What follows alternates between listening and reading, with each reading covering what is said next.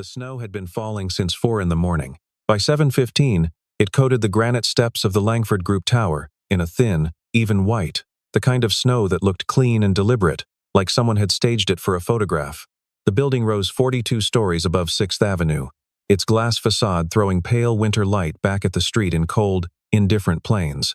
The lobby entrance was flanked by potted evergreens, trimmed to geometric precision, and a pair of doormen in charcoal coats stood at attention beneath a brushed steel canopy that bore the company name in letters 2 feet high. Daniel Hayes pulled his truck to the curb at 7:18. It was a 2009 Ford F-150 inches, a color that had once been called Pueblo Gold, but had faded over 15 years into something closer to dried mud. The front bumper had a dent on the passenger side from a parking garage pillar in Hoboken, and the rear left taillight had been repaired with red electrical tape that had since begun to peel. The engine knocked softly when it idled.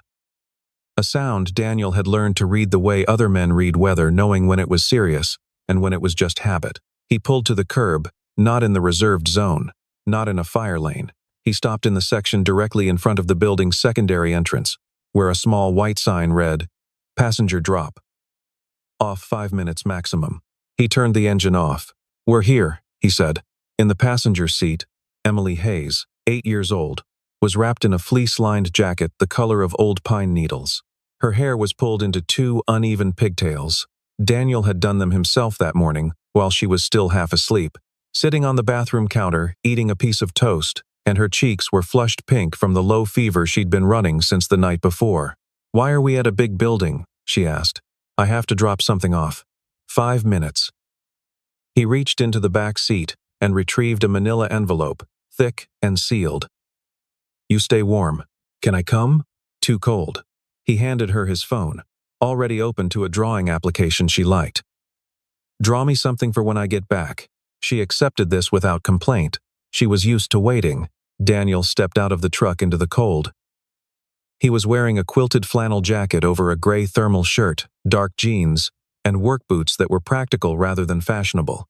He had the kind of face that didn't announce itself: medium build, early 30s, dark eyes set behind a steadiness that people sometimes mistook for blankness, until they'd been in a room with him long enough to understand it was something else. He wore no watch. He carried the envelope with one hand. He was inside for 4 minutes. He knew, because he always counted. He was 3 steps from the revolving door when he heard the engine. The flatbed had come around the corner from 47th Street. Orange lights strobing against the snow-dusted sidewalk. A man in a reflective vest was already out of the cab, clipboard in hand, moving toward the F-150 with the particular brisk efficiency of someone who had done this 10,000 times and no longer thought about it. Behind the flatbed, a black Escalade had double-parked. Its rear door was open, and a woman in a charcoal wool coat was stepping out onto the curb, speaking to someone on her phone with the clipped precision of someone accustomed to all available attention. Victoria Langford was 41 years old and had run the Langford Group since she was 35, when her father suffered a stroke and she took his chair at the board table without asking anyone's permission. She was tall, with dark hair worn straight and severe, and she had the kind of posture that made rooms feel smaller. The coat she wore cost more than Daniel's truck. She ended her call, dropped the phone into her coat pocket, and surveyed the front of her building with the unhurried authority of someone doing a quality inspection. Her eyes stopped on the F-150. She said something to the man beside her, one of her security directors, a broad-shouldered former police sergeant named Curtis Webb, and he nodded once and moved toward the tow truck operator. Daniel had stopped walking. He stood on the steps, envelope still in hand, watching. He could hear, faintly, the operator speaking to Webb. "Private property authorization, 30 seconds to clear the zone," and then, Webb's reply, "The practiced indifference of institutional authority. Owner been notified? Calling it in now. Move it." The hook was already under the front axle. Daniel looked through the windshield. Emily had looked up from the phone. She was watching the orange lights. She was watching the truck rise off the ground at the front, the nose lifting. And then she looked out her window and found her father's face on the steps. He walked to the passenger window. He knocked twice. Soft. She rolled it down. "It's going to be towed," she said. Not a question. She had inherited his calm, or learned it, he wasn't always sure which. "Yes," Why didn't you tell them it's ours? He looked at her for a moment. The flatbed's engine was louder now. Two of the building's doormen had drifted to the edge of the canopy to watch. A woman in a Langford Group badge had stopped on the sidewalk, phone already raised. Because they already know, he said. Emily considered this. Are you angry? No. You look like you're thinking. Same thing, sometimes. He reached through the window and tucked the collar of her jacket up around her jaw. Give me your hand. She put her small hand in his. He held it for 3 seconds, not squeezing, just holding. We're going to walk to that cafe on the corner. The one with the orange sign. They have hot chocolate with the little marshmallows. The fake ones or the real ones? I'll ask. She unbuckled her seatbelt and climbed out, and he took her hand as they walked down the sidewalk away from the building, away from the orange lights, and the flatbed engine, and the woman in the wool coat who didn't watch them go. The last thing Daniel did before turning the corner was glance up not at Victoria Langford, but at the building's northeast corner, where he knew from memory there was a city traffic camera mounted on a pole. He looked at it for exactly 1 second. Then he turned the corner with his daughter and disappeared. Behind them, the F-150 rose fully onto the flatbed with a hollow metallic clank. Two of the employees who had been watching exchanged a glance. He didn't even argue, one said. The other said nothing. Something about the way the man had walked away made her feel, obscurely, that she had just witnessed something she didn't fully understand. The cafe was called the Amber Cup, and it had been on the corner of 47th and 6th since 1987. The windows were fogged from the inside, and the smell that hit them when they pushed through the door was coffee and something baking warm and real and entirely indifferent to the cold outside. They took a table near the window. Emily pressed her palm against the glass to feel the cold on the other side. Daniel ordered hot chocolate for her with the fake marshmallows, which were what she preferred, and which the waitress confirmed they had, and black coffee for himself. He set the manila envelope on the table, unzipped the inside pocket of his jacket, and took out a folded piece of paper. He read it once, folded it again, put it back. Why didn't you say anything to her? Emily asked. He looked up. To who? The lady in the big coat, the one who made them take the truck. He considered the question seriously, which was something he always did with her. He had learned, in 8 years, that children could detect condescension with preternatural accuracy and never forgot it. Because talking isn't always the strongest move, he said. Emily stirred her hot chocolate. 3 of the marshmallows were stuck together, and she was trying to separate them with her spoon. Mrs. Calloway says you should use your words, she said. Mrs. Calloway is right, mostly. He wrapped both hands around his coffee cup. But there are times when the best thing you can do is let people underestimate you. Let them think they've won. And then what? And then you have information they don't know they gave you. Emily thought about this. That sounds like something from a chess game. It is something from a chess game. His phone buzzed on the table.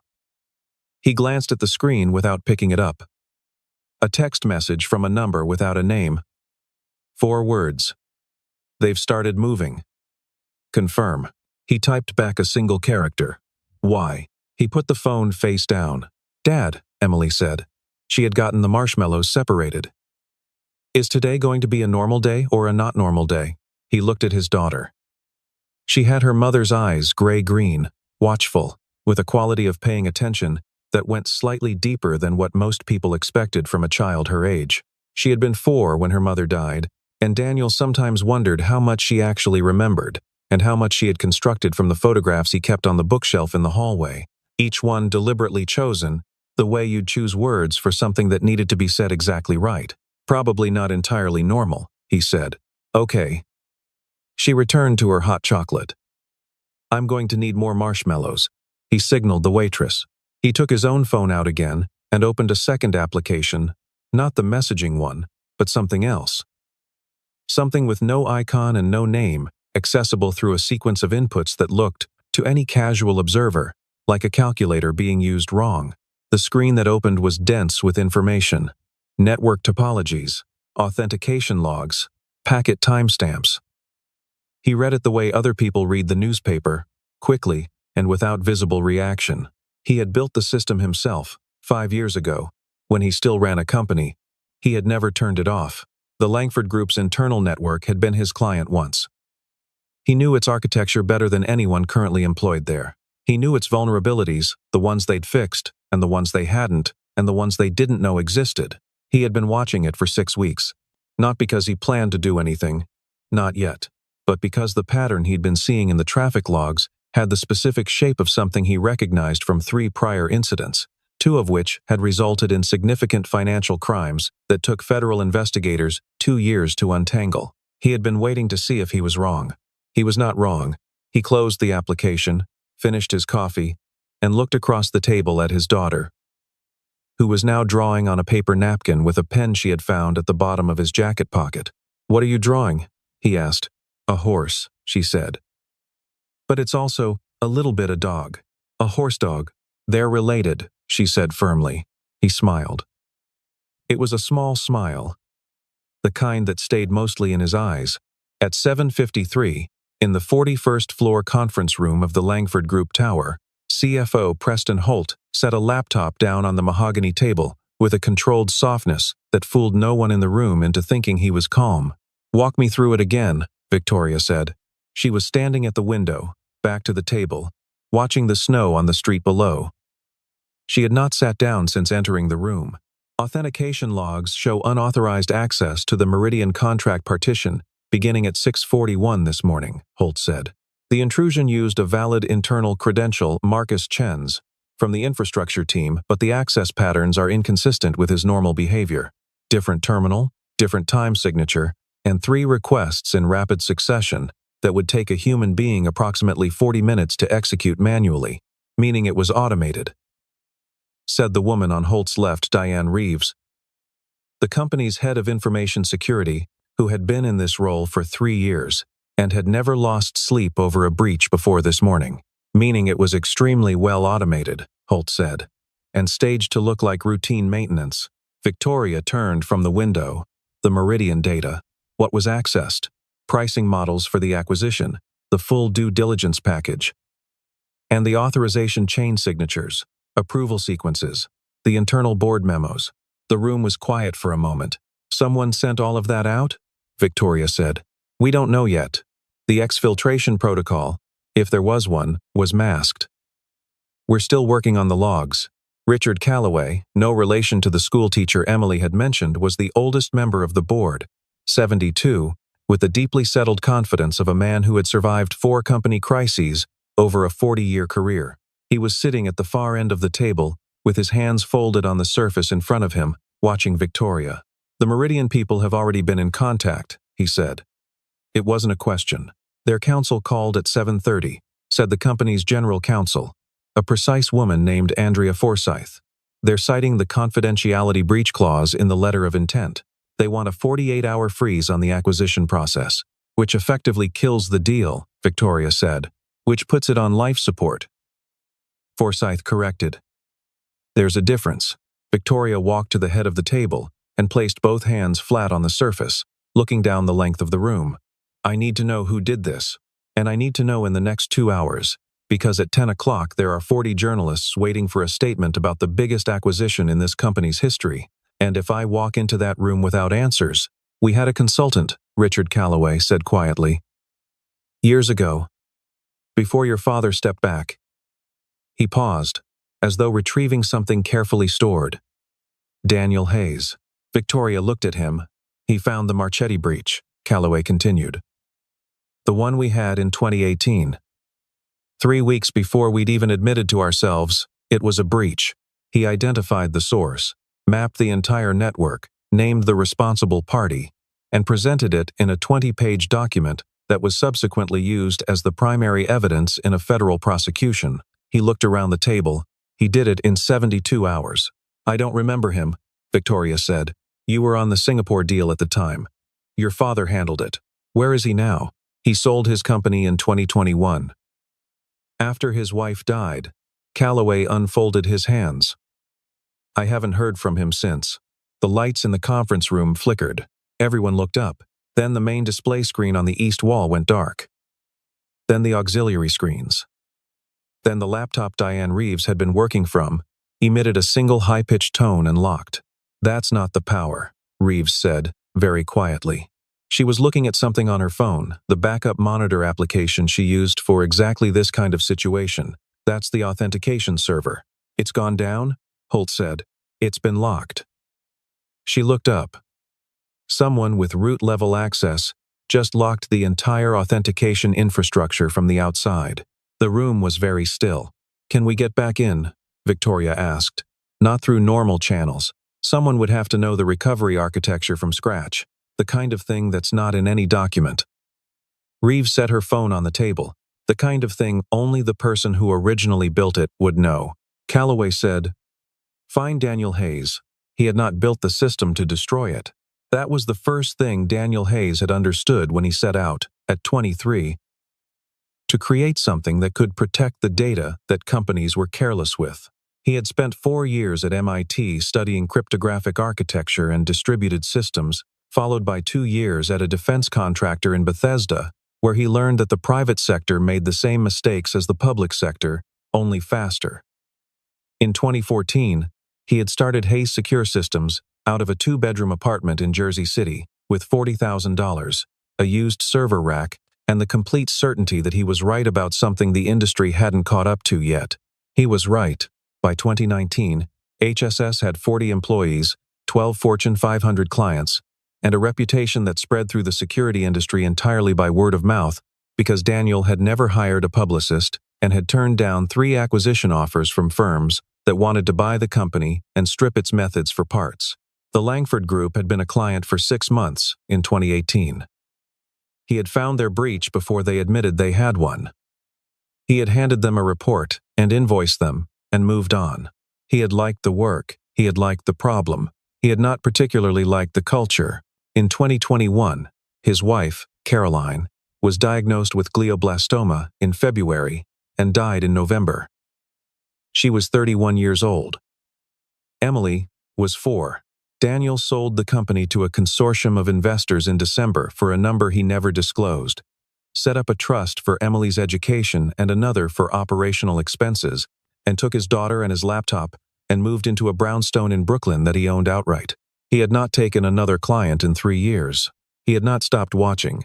Now, in the amber cup, with Emily coloring on a succession of paper napkins beside him, he opened his laptop and looked at what he had been watching for 6 weeks. The pattern was clear to him now. Had been clear for about 3 days, but he had wanted to be certain because certainty was the only thing he trusted, and because the last time he had acted on incomplete information, it had been the day Caroline's scan came back, and he had convinced himself the doctor was being overly cautious. He had never made that mistake again. The breach at Langford was not a ransomware attack. It was not state-sponsored espionage. It was a controlled inside job, a carefully architected internal betrayal designed to look, from the outside, like a sophisticated external intrusion, the kind of thing that takes a regulator 6 months to untangle and a competent private analyst about 3 weeks. He had untangled it in 5. The architecture of the breach bore 3 specific signatures he recognized.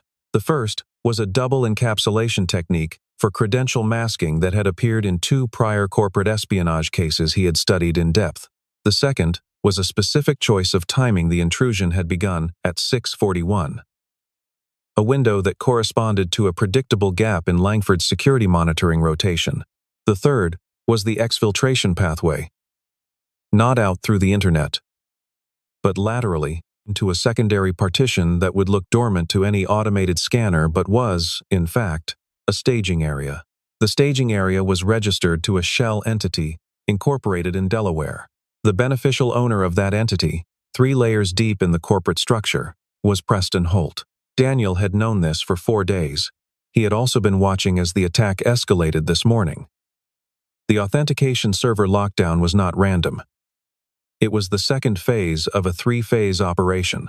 The third phase, if it proceeded, would execute an automated transfer of the Meridian contract data to a competitor who had been positioning for a counterbid since October. He had 27 minutes before Phase 3 executed. He looked at Emily.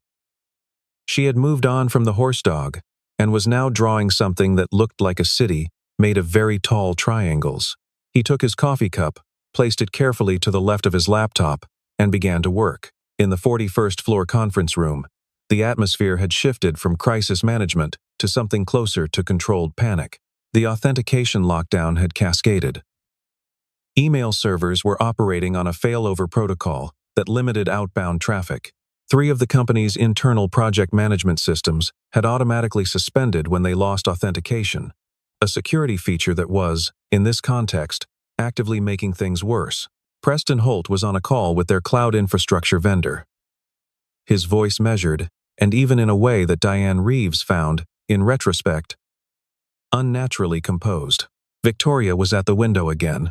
She had discovered, sometime in the last 10 minutes, that she did not know what to do. This was not a feeling she was practiced at accommodating. She had run this company for 6 years and had never once stood in a room and felt the specific weight of not knowing the right move. She was used to information being the resource she had in greatest abundance. More information, faster than her competitors. Processed more efficiently and acted on more decisively. She had no information now, and she had towed the wrong man's truck. She had made the connection 20 minutes ago, when Calloway had said the name, and she had gone to her own phone and searched it and found, in the third result, a Forbes piece from 2019 titled The Invisible Shield: How Daniel Hayes Built the Most Trusted Security Firm You've Never Heard of. There was a photograph, the same face she had seen on the steps, above the same steadiness, looking at the camera, with the equanimity of someone who found the photographer's effort to stage gravitas faintly amusing. She had read the piece in 4 minutes. Then she had gone back to the beginning and read it again. He had been at her building. At her curb, on legitimate business she'd checked. The manila envelope had been addressed to the law firm on the 6th floor, which handled several of her board members' personal legal affairs. He had been there for 4 minutes, and she had personally instructed Webb to have his truck towed. "I need to find him," she said. Calloway had already asked Webb. Webb reported that Hayes had left the scene on foot with a child, heading south on 6th Avenue. Presumably the girl he'd had in the passenger seat. There was a cafe on the corner. The Amber Cup. Victoria reached for her coat. "You're leaving?" Forsyth said. "I'll be back in 10 minutes. The 48-hour window with Meridian." "I know." She buttoned the coat. "Call the infrastructure vendor back. Tell them not to touch the authentication server. Don't ask why, just tell them to wait." She walked out of the conference room. Behind her, Calloway watched the door close, and then looked at the screen on the wall, still dark, and said to no one in particular, "She understands what she did." The cold hit her in a different way when she stepped out without her security detail. She had told Webb to stay. He had argued briefly, and then not at all, because something in her voice had told him the argument was over. She walked alone from the lobby onto the sidewalk, turned south, and discovered that the city looked different from pavement level when you were moving through it without a motorcade and a purpose that other people had arranged for you. The Amber Cup was 40 yards from the building's entrance. Through the fogged glass, she could make out figures, the warm smear of the interior. She pushed through the door. The smell hit her first: coffee, baking, warmth. Then the sounds. Low music from somewhere in the back. The hiss of the espresso machine. 2 men at the counter discussing a delivery schedule. She scanned the room. He was at a table near the window. The girl was beside him, drawing on paper napkins. He was looking at a laptop screen. He didn't look up when the door opened. She crossed the room and stopped at the edge of his table. He looked up. There was a pause. Not an uncomfortable one. Uncomfortable was the wrong word. It was precise. He looked at her with an expression that held neither warmth nor hostility, the way a man might look at weather coming in from the west. The girl looked up too. Her eyes moved from Victoria to her father and back. She said nothing. "Mr. Hayes," Victoria said. Her voice came out even. She was grateful for that. He waited. "I need your help." The words cost her something. She could feel it, the specific friction of saying, without qualification or preamble, a sentence she had not said in this direction in a very long time. She was used to help being offered, arranged, dispatched. She was not used to needing to ask. He looked at her for a moment that lasted exactly as long as it needed to. Then he said, "Sit down." It wasn't an invitation. It wasn't quite a command. It was something in between, delivered in the tone of someone managing a situation that he had, she realized, already been managing before she walked in. She sat. The girl, Emily, She would learn the name later was watching her with the frank, unguarded assessment that children practice with strangers. Victoria had no experience with children. She had no instinct for them. She met the girl's gaze and found it unsettling in the way that direct honesty was sometimes unsettling. "I know what's happening," Daniel said. Victoria looked at him. "What? In your building?" He turned the laptop slightly so she could see the screen. It was dense with data logs, timestamps, something that looked like a network map. "I've been watching it for 6 weeks. The temperature in the room seemed to shift. You've been monitoring our network? Passively. Your architecture was my design. I never fully removed my observation protocols." He paused. "I should have told someone. I didn't. Because I wasn't sure yet. I'm sure now." "What are you sure of?" He looked at her directly. "Do you know what's happening inside your own company?" The question was not rhetorical. It was not pointed in the way that a rhetorical question was pointed, designed to wound. It was a real question, asked with the plainness of someone who needed an honest answer to continue. Victoria found, to her discomfort, that she didn't have one. "I know there's been a breach," she said. "I know the Meridian deal is in danger. I know my authentication infrastructure is locked and I have 22 people upstairs trying to figure out why." "It won't help," he said.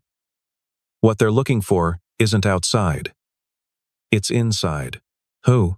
He looked at her for one more moment. Then he said, "Your CFO." The silence that followed was the kind that precedes the rearrangement of everything. Victoria Langford had sat across from prime ministers and managed the controlled collapse of a $40 million investment without changing her expression. She had delivered bad news to rooms full of people and absorbed the reaction without flinching. She stared at Daniel Hayes across a cafe table covered in paper napkins bearing drawings of horse dogs and triangular cities, and she felt the entire architecture of her certainty shift beneath her. "Preston Holt," she said. The name came out flat, like something being placed carefully on a surface. "Yes, you have evidence. I have complete documentation. Source authentication. Credential chain. The shell entity he used for the staging partition, and correspondence I traced from the staging area to a counterparty who's been positioning for the Meridian acquisition since October." He closed the laptop halfway. "The data transfer is scheduled to execute in..." He checked his watch. 19 minutes. "Can you stop it?" "I already started." He glanced at the screen. "The authentication lockdown I initiated 20 minutes ago was a containment measure. It prevents the exfiltration pathway from functioning. It also prevents your team from doing anything useful until I reverse it, which is why I'd recommend you call whoever is upstairs right now and tell them to stop touching things." Victoria was already reaching for her phone. "One more thing," Daniel said. She stopped. "Your CFO is in that room. He knows the lockdown happened. He's going to realize it wasn't his lockdown. The timing doesn't match his protocol. He's going to start moving laterally the moment he understands the system isn't responding the way he expected." He looked at her evenly. "You need someone to keep him in that room without alerting him that anything has changed. If he realizes he's been caught before you have the documentation secured and distributed, he'll destroy the staging partition from his phone." Victoria thought for exactly 3 seconds. "Calloway," she said. "He'll hold a conversation with Preston for as long as I need. Call him now. Don't tell him why. Just tell him to keep Holt talking about the Meridian timeline." She dialed. The call lasted 45 seconds. She gave Richard Calloway 3 sentences and then hung up. When she set the phone down, Daniel was looking at the laptop again, both hands moving across the keyboard with a quiet, controlled efficiency. Emily had not looked up from her drawing. "She's very calm," Victoria said. She wasn't sure why she said it. Daniel glanced at his daughter. "She grew up watching her dad work." "I shouldn't have," Victoria began. "Not now," he said. Not harshly, just, "not now." There were 17 minutes left. "There's time for that after." Victoria sat across from the man whose truck she had towed and watched him work, and in the specific quality of his focus, the self-sufficiency of it, the total absence of performance, she understood something she had not understood on the steps of her own building an hour ago. Quiet was not the same as small. He did not need to be in the building, That was the thing the people in the 41st floor conference room had not understood.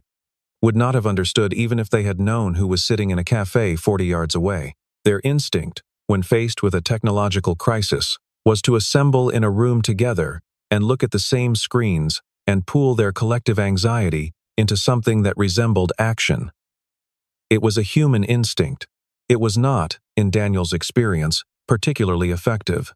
He worked from 3 windows open simultaneously. The first was the network topology of Langford's authentication infrastructure. His infrastructure, the architecture he had designed and handed off in 2018, and which had been maintained, he was gratified to see, with reasonable fidelity to the original design. The lockdown he had initiated at 7:41 had done what he needed it to do, isolated the staging partition from the exfiltration pathway by locking the lateral authentication bridge that Holt's automated system needed to execute the transfer. The second window was the staging partition itself. He had been inside it for 4 days, reading its contents with the careful attention of someone reviewing a document they expect to need to cite in court. He was methodical about evidence. He had learned, from the Marchetti case and 2 subsequent cases he had worked pro bono for federal investigators, that the value of digital evidence depended entirely on the integrity of its chain of custody. He had been building that chain since the day he confirmed Holt's beneficial ownership of the shell entity. The third window was a secure communication channel to a contact at the FBI's cybercrime division.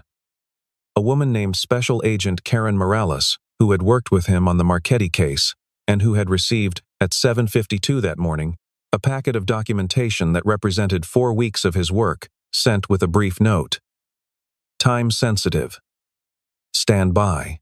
She had replied, standing by.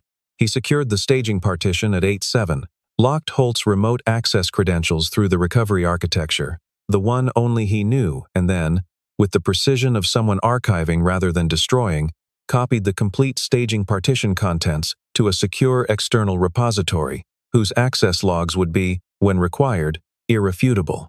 At 8:09, he reversed the authentication lockdown.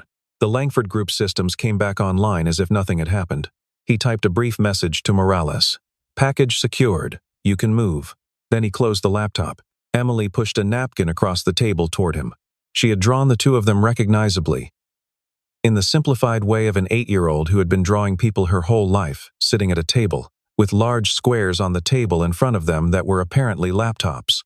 Above them, in careful, slightly uneven capital letters, she had written, Dad works. He looked at it for a moment. Thank you, he said. Is it done? She asked. Yes. Was it bad? It was fixable. She nodded. In her framework, this was apparently a satisfactory resolution. Victoria was watching him. He met her eyes. It's done, he said. The transfer didn't happen. The evidence is secured and in the hands of federal agents. He folded the napkin Emily had given him and put it in his jacket pocket. Preston Holt is going to have a difficult afternoon. She asked him once if he would come upstairs. He considered it for long enough that she didn't press a second time. Then he said, yes. They walked back in the snow, Daniel and Victoria and Emily, the 3 of them, an unlikely procession on the sidewalk. Emily held her father's hand. Victoria walked on his other side, 6 inches of space between them, and did not look at the flatbed gone from the curb, the tire marks in the snow where his truck had been. The elevator up to 41 was a different experience with a child in it. Emily pressed the button herself and stood watching the floor numbers with the absorbed interest of someone for whom this was still a novelty. Victoria watched the numbers too, but she was not thinking about them. She was thinking about what she was going to walk into. The conference room was exactly as she had left it, minus whatever fraction of hope the assembled team had managed to generate in her absence. Diane Reeves had her laptop open, staring at it with the stunned expression of someone watching a fire extinguish itself for reasons they don't understand. The authentication systems had come back online 11 minutes ago without explanation, and no one had been willing to commit to the theory that this was good news, because unexplained events in the context of an ongoing breach were not reliably good news. Preston Holt was still at the table. He was sitting very still, which Calloway had noticed, because Richard Calloway had been watching people at tables for 50 years, and he knew what stillness that was composed by effort looked like. The door opened. Daniel Hayes walked in first. The room did something that conference rooms rarely did in Victoria Langford's experience. It oriented itself, not toward her, which was the usual direction of the room's attention, but toward the man beside her, who was wearing a quilted flannel jacket and carrying a laptop bag and holding the hand of an 8-year-old girl who was looking at the room's very large windows with frank appreciation. Calloway stood. It was not a performative gesture. He was 72 years old, and he had not stood when Victoria entered a room since the early days when the formality was expected. He stood now because something in the situation called for it, the way you stood when a specific gravity entered the room. 2 other board members, following Calloway's lead with the slight delay of people calibrating a social cue they hadn't anticipated, stood as well. Holt didn't stand. He looked at Daniel Hayes with the particular quality of attention that a man gives to something that represents the end of the life he has been building. It was not quite recognition. He had never met Hayes directly, but it was something adjacent to it. An understanding arriving from available data. He said nothing. Daniel walked to the head of the table, not the chair Victoria usually occupied beside it. Standing, laptop set down and opened. He turned it to face the room. On the screen was a document. Dense, organized, hyperlinked throughout. A complete forensic accounting of the breach, from initiation to containment. I'm going to be brief, Daniel said. The attempted exfiltration of the Meridian contract data was conducted through a staging partition registered to a shell entity incorporated in Delaware. The beneficial owner of that entity, after 3 layers of corporate structure, is this company's CFO. He did not look at Holt. He looked at Victoria and then at the board members. The complete documentation source, authentication, credential chain, correspondence with the counterparty, has been delivered to the FBI's Cybercrime Division as of 8:09 this morning. An agent is likely in the building within the hour. The room absorbed this in silence. Diane Reeves had both hands pressed flat on the table, staring at the laptop screen. Andrea Forsyth had already taken out a legal pad and was writing. Preston Holt sat very still. Richard Calloway looked at Daniel Hayes with the specific expression of a man who had remembered something important precisely in time. Mr. Hayes, he said, carefully. We owe you a significant debt. Daniel nodded. The Meridian acquisition can proceed. Meridian's counsel should be notified today that the breach was internal, contained, and documented, and that the responsible party is now in federal hands. That should address the 48-hour freeze. He looked at Victoria. Your legal team will know what to say. Forsyth nodded without looking up from her notes. Is there anything you need from us? Calloway asked. Daniel looked at his daughter. Emily had found a chair near the window and was sitting in it, feet not quite reaching the floor, looking out at Manhattan, 41 stories below, with the serenity of someone who had learned very early that the best thing you could do in an unfamiliar room was to find the window. There are a few things, he said. They sat for 20 minutes after the board members left to handle the cascade of urgent communications that Daniel's briefing had set in motion. Holt had been escorted to a separate room quietly, by Webb, with the low-key efficiency of a man who understood when a situation had moved past argument. The conference room was empty except for Victoria, Daniel, Emily, and the 2 cups of water someone had placed on the table that no one had touched. Victoria looked at him. I owe you an apology, she said. You owe me a tow fee, he said. And the 45 minutes I spent in that cafe instead of at the school drop-off. She almost smiled. It was an odd thing, the almost smile in a face not accustomed to being caught off guard. I'll cover the tow fee. I know. A pause. I didn't know who you were, she said. That's not actually the relevant point, he said. He said it without heat, without the weight of a lecture. Just the thing that was true. It wouldn't have been acceptable if I'd been no one. Victoria held that for a moment. It was the kind of sentence that didn't require a response. And she didn't attempt one. Instead, she looked at Emily, who had come back from the window and was now sitting beside her father, with her head resting against his arm, the post-sugar tiredness of the hot chocolate settling in. She has your composure, Victoria said. Her mother's, I think. I just modeled it long enough that she picked it up. How long has it been? 4 years. Another silence, different from the earlier ones. I have to ask you something, Victoria said. And I want you to know, I'm not asking because of what happened today. I was going to reach out anyway. Calloway had already mentioned you to me last month. I know, he said. He emailed me in March. She blinked. You didn't respond. I was thinking about it. And now? He looked at his daughter, who had found the pen in his jacket pocket again and was drawing on a corner of the legal pad Forsyth had left behind. Then, he looked at Victoria. I'm not interested in coming back, he said. Not to the firm. Not to clients. Not to the industry. The way I was in it. She nodded. She had expected this. But, he said, she waited. There are 3 other companies in your peer group running network architectures with the same vulnerability profile that let Holt do what he did. I know because I built 2 of them and consulted on the 3rd. He closed his laptop. If you want, I'll document the vulnerability and you can share it with them. No charge. No credit. Victoria looked at him for a long moment. Why? Because people will get hurt if I don't. And that's a worse outcome than the one where someone finds out I still know what I'm doing. Emily looked up from her drawing. Dad, she said. Yes. Can we go? I want lunch. In a minute. Emily put the pen down with the sigh of someone exercising great patience. Victoria reached into her coat and removed a card. She set it on the table between them. If you ever change your mind, she said. About any of it. He looked at the card. He didn't pick it up. One more thing, he said. Namit. He glanced at his daughter and then back at her. The employees who watched this morning. The ones who were filming. Victoria's expression shifted. They were laughing at him, Emily said, without looking up. It was not an accusation. It was a statement of fact, delivered with the flat certainty of a child who had observed something and catalogued it accurately.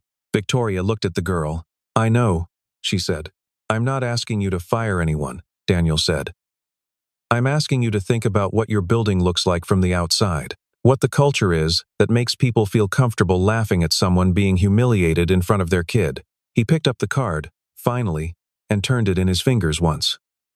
That's a separate problem from Preston Holt. And it won't fix itself.